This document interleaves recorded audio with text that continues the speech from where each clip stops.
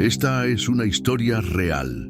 Ocurrió durante una de las celebraciones más coloridas y tradicionales de América del Sur. Una fiesta en la que todos ocultan su rostro tras máscaras brillantes, en la que el ruido de los tambores y las risas puede cubrir hasta un grito de auxilio. Esta es la historia de un crimen cometido a plena vista, pero que nadie pareció notar. Bienvenidos a Escena del Crimen. Hoy te invito a sumergirte en el misterio del Festival Sin Calles, donde un asesinato quedó oculto entre lentejuelas, pasos de danza y secretos. Una víctima, 3 sospechosos y una sola pista visual. ¿Podrás resolverlo antes de la revelación final?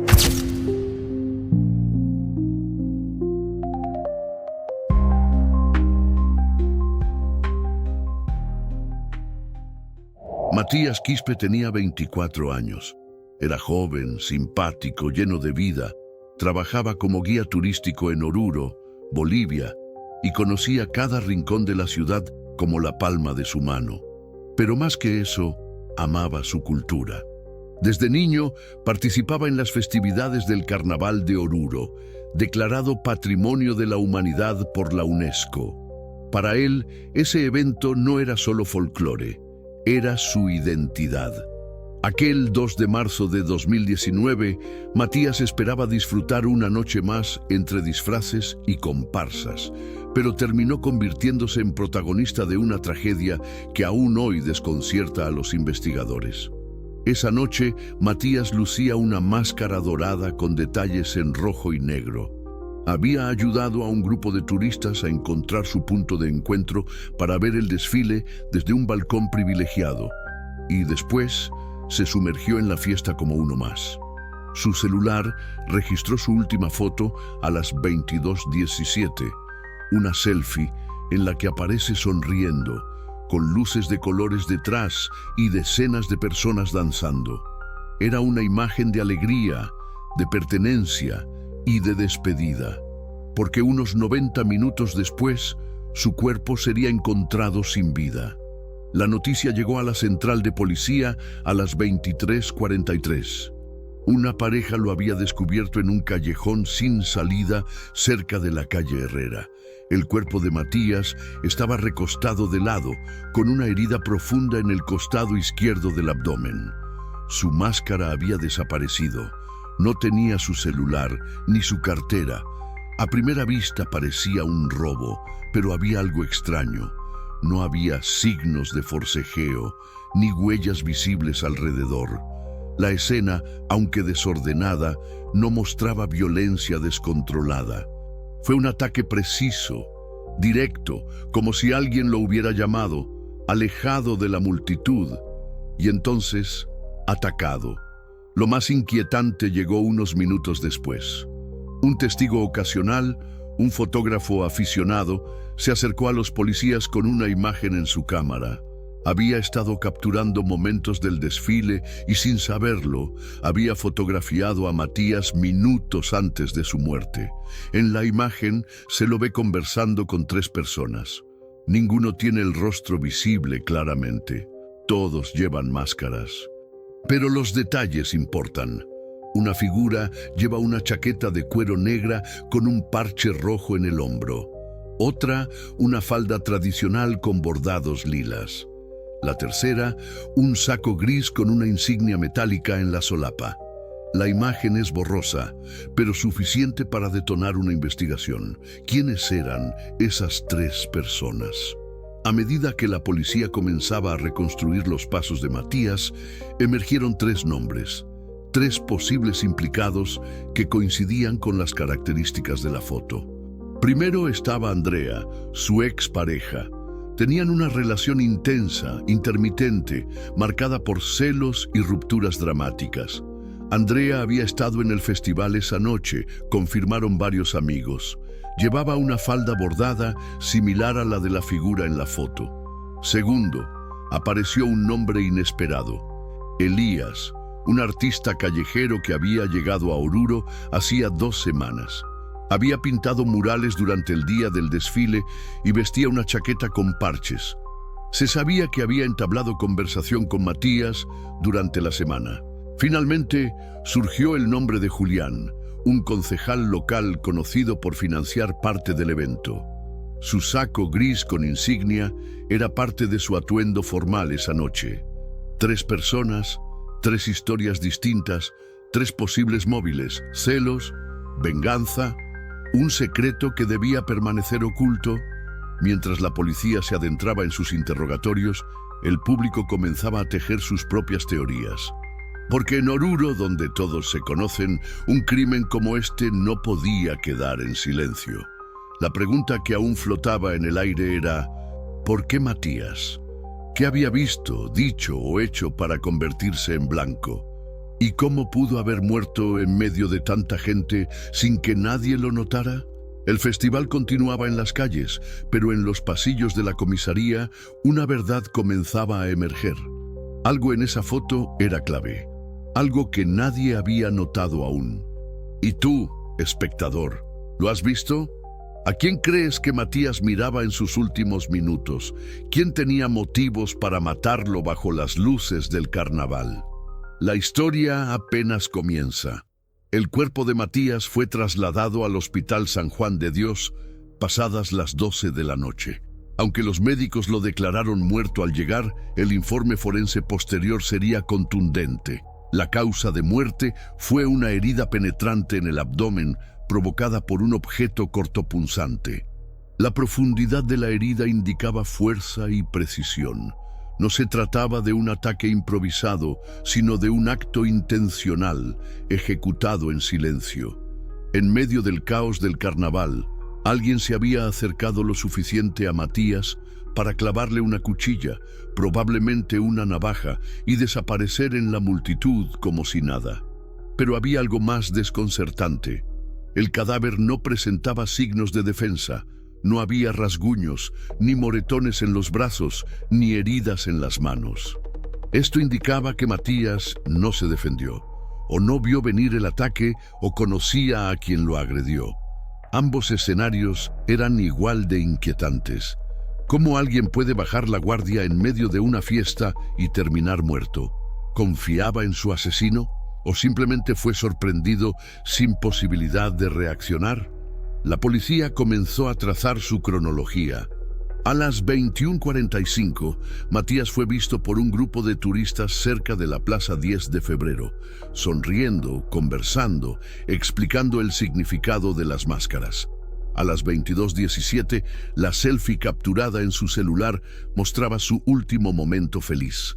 A las 22:30, según el análisis de la fotografía aportada por el testigo, Matías conversaba con 3 figuras enmascaradas a pocos metros de donde su cuerpo sería hallado más tarde. A las 23:40, una pareja descubría el cadáver. En menos de una hora, Matías había pasado de anfitrión del carnaval a víctima de un crimen meticulosamente encubierto. La investigación se enfocó primero en Andrea, su expareja. Habían terminado su relación hacía apenas 3 semanas. Amigos en común describían la relación como volátil. Discutían en público, volvían, se alejaban, y siempre parecía haber algo no resuelto entre ellos. Andrea fue localizada la madrugada siguiente en su casa, aún con parte del maquillaje del festival en el rostro.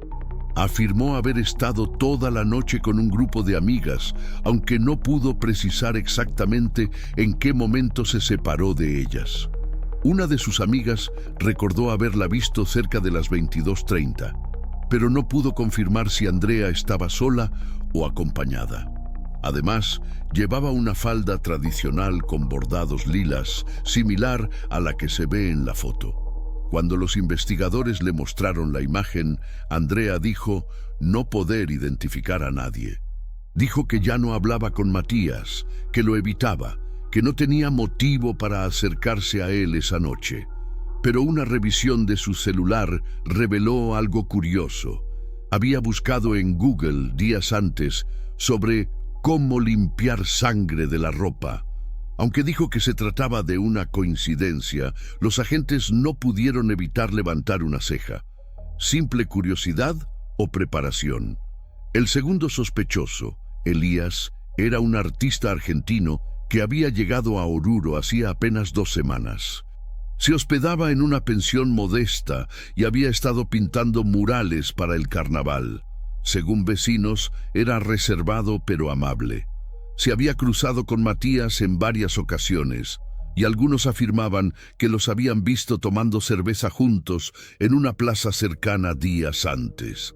Elías admitió haber conocido a Matías, pero negó haberlo visto esa noche. Sin embargo, llevaba una chaqueta de cuero con un parche rojo en el hombro, tal como se ve en la fotografía. Cuando los oficiales lo interrogaron, mostró nerviosismo, pero no contradicciones claras.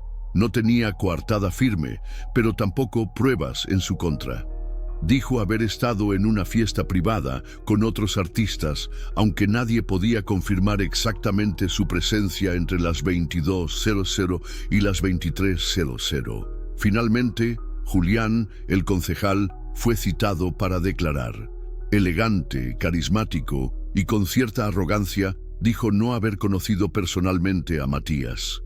«Conozco a mucha gente durante el carnaval, pero no recuerdo su cara», fue su frase exacta. No obstante, varios asistentes lo recordaban cerca de la zona donde apareció el cuerpo. Algunos mencionaron que Julián había tenido una discusión acalorada con un joven más temprano, aunque no pudieron precisar si se trataba de Matías. El concejal negó rotundamente cualquier enfrentamiento. Vestía un saco gris con una insignia metálica, tal como el tercer personaje de la foto. Cuando le mostraron la imagen, sonrió incómodo. «Podría ser cualquiera, ¿no creen? Todos llevamos disfraces», dijo, esquivando la pregunta. Mientras tanto, la prensa local empezaba a presionar. Un asesinato durante el carnaval era una mancha terrible para la imagen turística de la ciudad. El caso capturaba la atención de la comunidad y comenzaban a circular teorías conspirativas. Un crimen pasional, una venganza política, un ajuste de cuentas. La imagen borrosa se volvió viral y muchos internautas comenzaron a analizarla, a buscar pistas, a identificar detalles mínimos. Uno de esos detalles resultaría crucial más adelante, pero por ahora el caso seguía abierto. Matías no tenía enemigos conocidos, era querido, respetado. Su familia estaba devastada. Su madre, entre lágrimas, declaró a la prensa: «Solo quiero saber por qué. ¿Por qué le hicieron esto? Él solo quería vivir su carnaval como siempre lo hizo».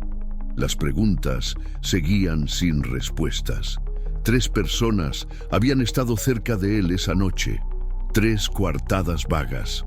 3 posibles verdades escondidas tras una máscara. ¿Cuál de ellos tenía más razones para matar a Matías? ¿Quién mintió? ¿Quién dijo la verdad? ¿Y quién está ocultando algo? Mientras la policía analizaba una pista inesperada, tú, espectador, tienes frente a ti las piezas del rompecabezas. ¿Estás viendo lo que todos pasaron por alto? ¿Y si el culpable no era quien parecía más sospechoso, sino quien supo mantenerse en las sombras? Ahora que conoces el crimen, en el próximo bloque nos sumergiremos en las teorías, contradicciones y detalles que podrían dar un giro a toda esta historia. Desde el principio, el caso de Matías fue un rompecabezas de máscaras, gestos ocultos y verdades a medias. Con 3 figuras clave captadas en la fotografía antes del crimen, la policía se enfrentaba al reto de separar el folclore de los hechos, la casualidad de la intención, y a 3 sospechosos que, aunque no se conocían entre sí, compartían algo más que una foto. Todos tenían motivos ocultos para desear que Matías desapareciera. Empecemos por Andrea, la expareja. A simple vista, una joven emocionalmente afectada por una ruptura reciente. Sin embargo, al profundizar en sus interacciones con Matías, surgieron detalles preocupantes. Amigos cercanos recordaron que, días antes del carnaval, Andrea había sido vista confrontando a Matías en una cafetería. Testigos escucharon fragmentos de su discusión, acusaciones de infidelidad, promesas de que todo terminaría esa semana. Andrea, cuando fue interrogada por segunda vez, admitió haber estado molesta, pero insistió en que no habría sido capaz de hacerle daño. Dijo que, si bien la ruptura había sido dolorosa, no era una persona violenta. Pero su historial decía otra cosa. Años antes, había sido denunciada por agredir físicamente a otra expareja durante una discusión. El caso fue archivado, pero el antecedente estaba ahí. Además, su coartada era frágil. Sus amigas no podían asegurar con certeza dónde estaba ella a la hora exacta del crimen. Y la búsqueda en su celular sobre cómo limpiar sangre solo agravaba las sospechas. Elías, por otro lado, era un enigma. Como forastero, tenía la ventaja del anonimato. Su llegada a Oruro había pasado desapercibida hasta que su nombre apareció en la lista de sospechosos. Aunque decía haber estado en una fiesta con otros artistas, nadie pudo ubicarlo entre las 22:00 y las 23:30. Más inquietante aún fue lo que encontraron en su habitación.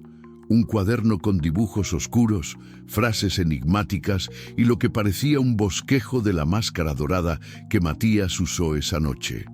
Elías explicó que se trataba de inspiración artística, que su estilo era surrealista y simbólico, pero una frase escrita al margen del dibujo llamó la atención de los investigadores. Nada es real bajo el oro. ¿Era una reflexión artística o una confesión codificada? Al revisar su historial de búsqueda, también se hallaron consultas sobre anatomía humana y puntos vitales. Según él, todo era parte de un proyecto de arte sobre el cuerpo y la violencia. Pero el contexto lo hacía ver muy diferente. Y luego estaba Julián, el concejal, un hombre acostumbrado al poder, a no ser cuestionado. Su presencia en el carnaval no era casual. Financiaba parte del evento y aprovechaba para reforzar su imagen pública. Lo que no todos sabían era que Matías había trabajado meses atrás como guía en una visita privada organizada por el municipio. En esa ocasión, según un correo electrónico recuperado del archivo del ayuntamiento, Matías había redactado un informe interno en el que criticaba duramente ciertas irregularidades logísticas. Aunque el documento no mencionaba directamente a Julián, el concejal habría recibido una copia. ¿Podría haber sentido su imagen amenazada? Cuando se le preguntó sobre ese incidente, Julián sonrió con desdén y dijo que no recordaba ningún turista problemático.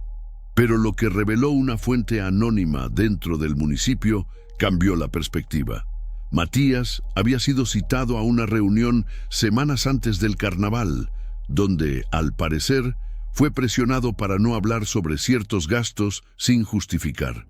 Aunque no se podía vincular directamente con el crimen, el motivo para silenciarlo estaba sobre la mesa. Los investigadores comenzaron a buscar inconsistencias en las declaraciones de cada sospechoso. Andrea afirmaba haber estado en un punto del desfile a las 22:30, pero las cámaras de seguridad más cercanas no mostraban su presencia. Elías decía haber estado en una casa, pero ningún testigo lo ubicaba claramente en esa franja horaria. Julián aseguraba haber estado en la zona VIP, pero una grabación lo mostraba saliendo de ese sector precisamente a las 22:25, caminando hacia la dirección del callejón donde Matías fue hallado.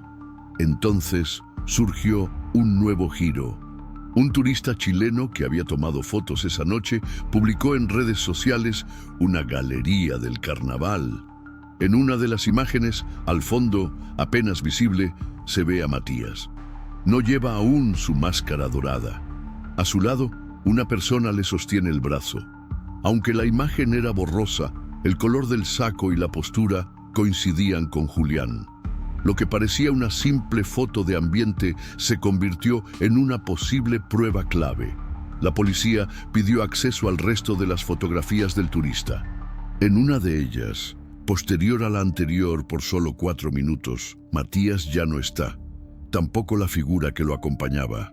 La dirección que tomaron Apunta hacia el callejón donde lo hallaron muerto. Podía ser una coincidencia, tal vez, pero cada vez más piezas comenzaban a encajar. Una llamada anónima llegó a la comisaría al día siguiente. La voz, distorsionada, dijo algo inquietante. No fue por amor, fue por miedo. Él sabía algo que no debía saber. No dejaron más pistas. No hubo más llamadas, pero esa frase reorientó la investigación. ¿Y si Matías no fue asesinado por una pasión descontrolada, sino porque descubrió algo? ¿Algo que no podía ser expuesto? Volvieron a revisar su celular, esta vez con mayor detenimiento. Entre mensajes archivados, encontraron una conversación con un contacto guardado solo como J. En ella, Matías hacía preguntas sobre contratos municipales, sobre presupuestos inflados, sobre nombres que quería verificar. El último mensaje enviado fue a las 19:52. Lo hablaré después del desfile. Hay cosas que no cuadran. No hubo respuesta, ni rastros de ese contacto. Julián, con 3 sospechosos, cada uno con motivos, oportunidades y huecos en sus historias, la policía necesitaba algo más, algo que los diferenciara, algo que los expusiera. Pero el caso dio un vuelco cuando, casi por accidente, un analista forense observó la famosa fotografía bajo otra luz. Literalmente. Al aumentar el contraste, un reflejo metálico apareció en una de las figuras. Un detalle insignificante para muchos, pero que cambiaría toda la dirección de la investigación. ¿Qué era ese destello? ¿Qué revelaba sobre el verdadero asesino? Y más importante aún, ¿estás prestando atención suficiente para descubrirlo tú también? El reflejo metálico observado en la fotografía fue el primer rayo de luz en medio de una investigación cada vez más turbia. Al principio, era solo una mancha brillante al costado de una de las figuras que acompañaban a Matías. Pero al ser ampliada, digitalmente limpiada y contrastada por el equipo forense, quedó más claro. Era una insignia, pequeña, circular, con lo que parecía ser un escudo grabado, un emblema institucional. La misma insignia que Julián, el concejal, llevaba habitualmente en la solapa izquierda de su saco gris durante actos oficiales. La misma que había usado esa noche del carnaval. Ya no era una coincidencia. La fotografía que antes solo sugería su posible presencia, ahora lo ubicaba con claridad junto a Matías minutos antes de su muerte. Con esta evidencia, la policía convocó a Julián a una tercera declaración, esta vez con más presión. Al mostrarle la imagen ampliada, su rostro se tensó. Intentó minimizarla, diciendo que probablemente alguien más llevaba un pin similar, que no recordaba haber hablado con Matías esa noche, que saludó a muchas personas. Pero esa defensa fue menos sólida aún cuando el laboratorio identificó, en la escena del crimen, una fibra de tela coincidente con el tejido de su saco, una mezcla específica de lana y acrílico de una marca que Julián usaba frecuentemente. Aunque no era prueba concluyente, el patrón comenzaba a cerrarse. Mientras tanto, los investigadores siguieron analizando el celular de Matías. Entre los archivos de audio encontraron una nota de voz grabada a las 21:59, no enviada a nadie. En ella, con música de fondo, Matías dice: «Estoy con él. Me dijo que no me preocupara, pero no confío. Si me pasa algo, ya saben por qué». La voz estaba agitada, nerviosa. No se identificaba directamente a la persona, pero el tono era claro. Matías temía por su seguridad. ¿Y qué había descubierto Matías que lo puso en peligro? La respuesta vino de un disco duro externo que su hermana entregó voluntariamente. Matías solía guardar copias de documentos en su computadora personal. Entre ellos había capturas de correos electrónicos y documentos escaneados con sellos municipales. contratos con valores inflados, pagos a empresas inexistentes, transferencias sin respaldo. Algunos documentos llevaban el nombre de Julián, otros estaban firmados por intermediarios. Matías, sin proponérselo, había tropezado con una red de corrupción que afectaba directamente a una parte del gobierno local. Esa información, ahora en manos de la Fiscalía, daba un posible móvil mucho más poderoso que un impulso emocional: el silencio. Si Matías hablaba, si esos documentos se filtraban, varias personas perderían mucho más que su reputación. Julián tenía una carrera política en ascenso. Aspiraba a una candidatura nacional. Un escándalo en ese punto habría destruido sus ambiciones. ¿Era capaz de matar para protegerlas? Pero aún había cabos sueltos. Andrea y Elías seguían en la lista de sospechosos. ¿Y si uno de ellos fue manipulado o contratado para hacerlo? La policía volvió a interrogar a Elías, esta vez con más énfasis en su círculo social. Uno de sus contactos, otro muralista, recordó haberlo visto conversando con un hombre elegante días antes del carnaval. No recordaba su nombre, pero lo describió como alto, de cabello peinado hacia atrás, con reloj de lujo. La descripción coincidía con Julián. Cuando se le preguntó directamente si había hablado con Elías antes del evento, el concejal lo negó. Pero una cámara de seguridad, ubicada cerca de una galería de arte, los mostraba entrando al mismo café a las 18:10 del día del desfile. No salían juntos, pero entraban con minutos de diferencia. Andrea, por su parte, comenzó a recibir amenazas anónimas en redes sociales después de declarar públicamente que Matías estaba investigando algo que no le gustaba a mucha gente. Su celular fue hackeado y perdió acceso a varias cuentas. Denunció el hecho ante la policía, pero no se pudo rastrear el origen de las amenazas. La presión aumentaba y cada vez más parecía que alguien intentaba desviar la atención del verdadero culpable. Entonces se reveló una carta que Matías había dejado en su departamento. No era un testamento ni una despedida. Era una lista, un archivo titulado Nombres, en el que enumeraba personas, fechas y cantidades. No explicaba nada, pero era obvio que estaba armando un rompecabezas mayor. En la lista figuraba Julián, junto a 3 empresarios y 2 funcionarios más.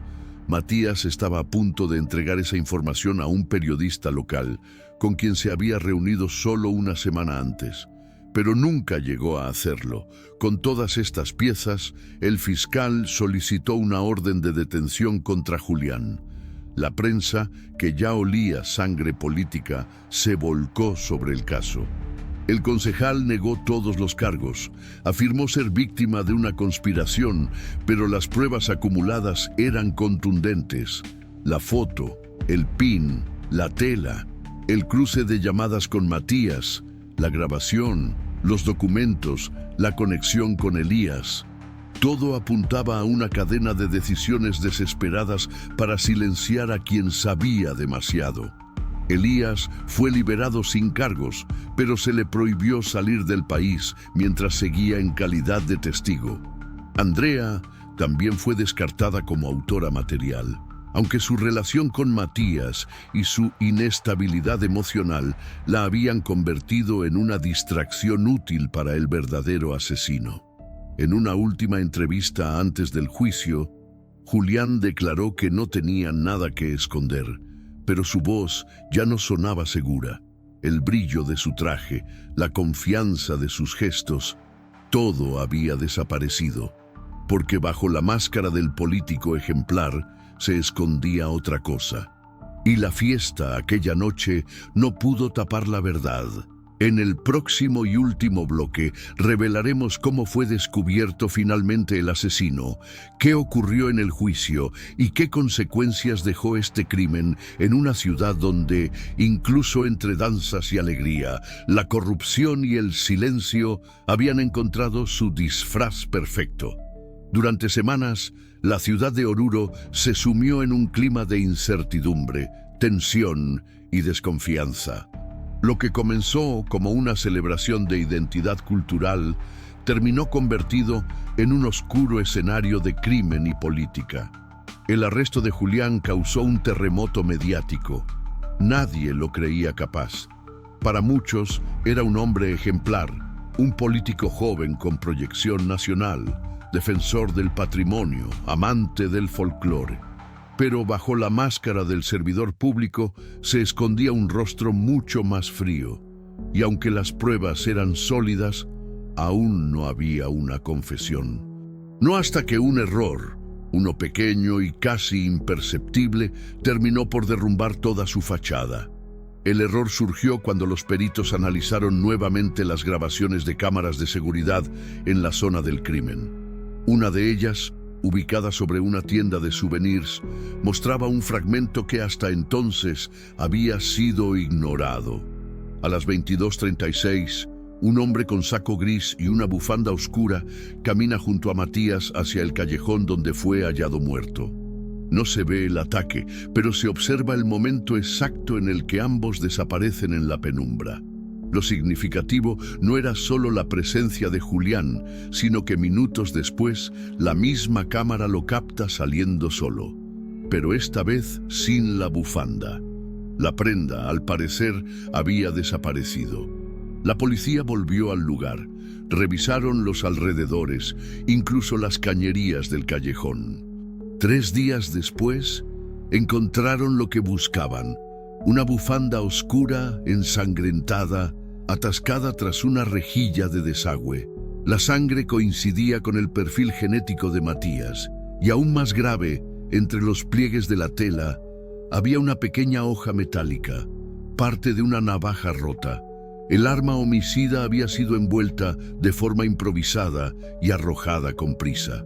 Esa bufanda, tan distintiva como la insignia metálica en la foto, pertenecía a Julián.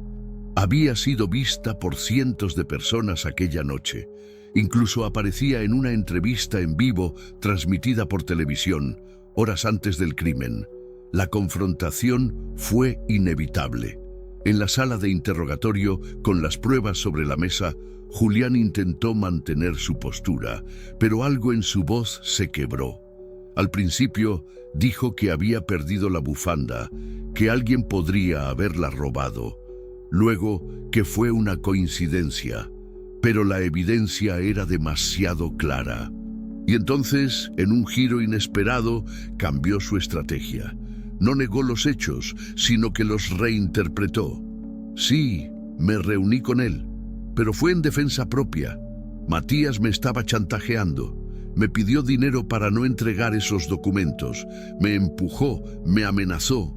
Yo solo reaccioné. Su versión no convenció. Matías no tenía antecedentes de extorsión. Ninguno de los mensajes hallados en su celular indicaba intención de pedir dinero. Por el contrario, buscaba una forma de denunciar sin exponerse. Lo que Julián intentó presentar como un accidente producto del miedo fue desmontado por la secuencia de los hechos. Lo había llevado a un callejón aislado, lo había apuñalado sin que él tuviera tiempo de defenderse y luego ocultó el arma y regresó al desfile como si nada. El juicio comenzó en septiembre de 2019. La sala estaba repleta de medios, activistas y ciudadanos comunes que buscaban respuestas. La familia de Matías asistía cada día con una mezcla de dolor y determinación. La defensa de Julián intentó desacreditar la investigación, acusar a los medios de manipulación, pero las pruebas eran irrefutables.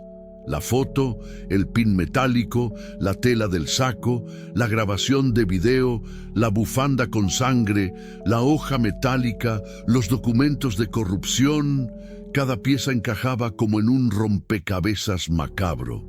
El testimonio más impactante fue el del periodista que Matías había contactado.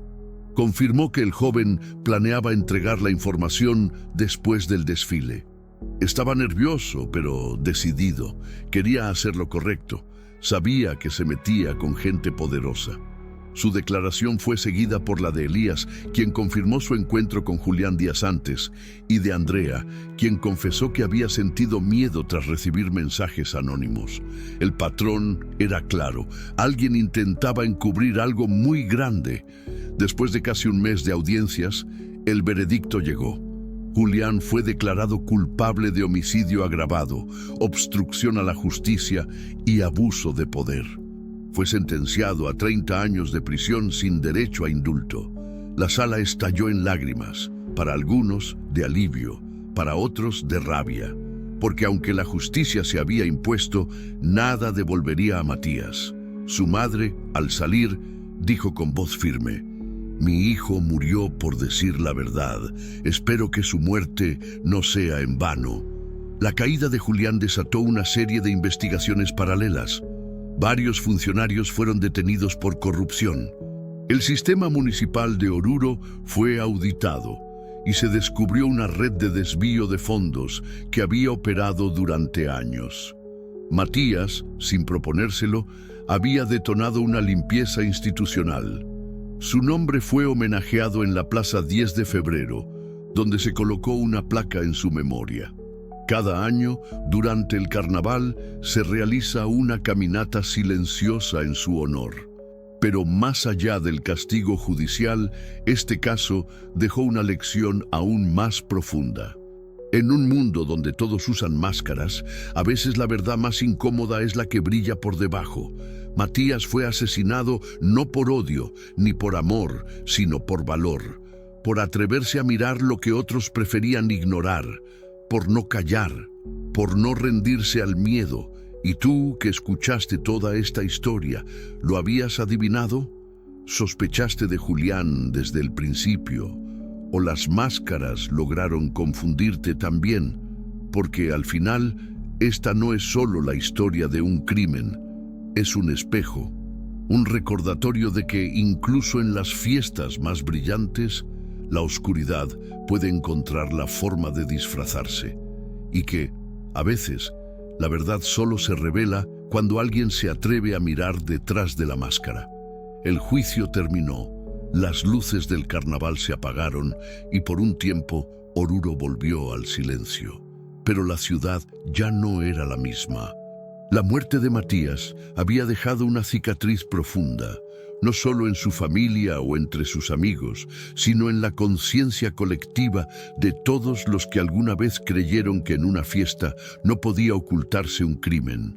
La historia del asesinato bajo máscaras se convirtió en una leyenda urbana, en una advertencia contada entre susurros, que incluso en medio del bullicio, la muerte puede moverse silenciosa, disfrazada de alegría.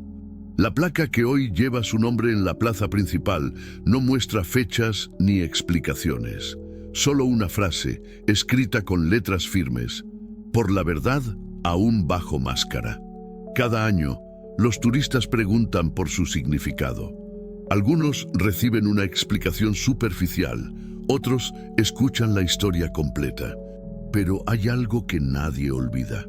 El rostro de Matías, sonriente en su última fotografía, y la pregunta que persiste en el aire: ¿cuántas verdades siguen ocultas tras las máscaras que usamos a diario? El caso dejó lecciones que ni el sistema judicial, ni la prensa, ni la propia comunidad pudieron ignorar. Se reformaron protocolos de seguridad durante eventos masivos. Se crearon mecanismos de protección para denunciantes de corrupción. Y sobre todo, se empezó a hablar más abiertamente del miedo. Ese miedo que silencia a quienes saben demasiado, que castiga a quienes no encajan, que convierte la valentía en blanco. Para la familia de Matías, la justicia no fue suficiente. Su madre continúa visitando el lugar donde su hijo fue hallado. Coloca flores cada mes, sin falta. Dice que no lo hace por ritual, sino por presencia, porque no quiere que el olvido se lleve lo que el poder no pudo esconder. Su hermana, por su parte, fundó una pequeña organización que promueve la transparencia en la administración pública. En entrevistas ha dicho que lo hace no por venganza, sino por coherencia, porque, como Matías, cree que la verdad no necesita aplausos, solo acción. Elías regresó a Argentina tiempo después, pero dejó un mural pintado en una pared del barrio central. En él se ve a un joven con una máscara dorada, alzando una linterna encendida. No tiene firma, pero todos saben de quién es. Andrea, tras superar meses de terapia y hostigamiento en redes, se mudó a otra ciudad. Nunca volvió a hablar del caso públicamente, pero en una carta privada, filtrada años después, escribió: «No fue mi amor lo que lo mató, fue el miedo de otros a ser descubiertos. Yo solo lo quise, aunque no supe cómo». Y Julián, el político, el hombre que alguna vez desfiló entre aplausos, hoy cumple su condena en la cárcel de San Pedro. Se ha mantenido en silencio desde el juicio, sin declaraciones, sin entrevistas. Se dice que ha perdido peso, que ya no recibe visitas, que vive recluido incluso dentro de su celda. Algunos afirman que lo atormenta la imagen de Matías.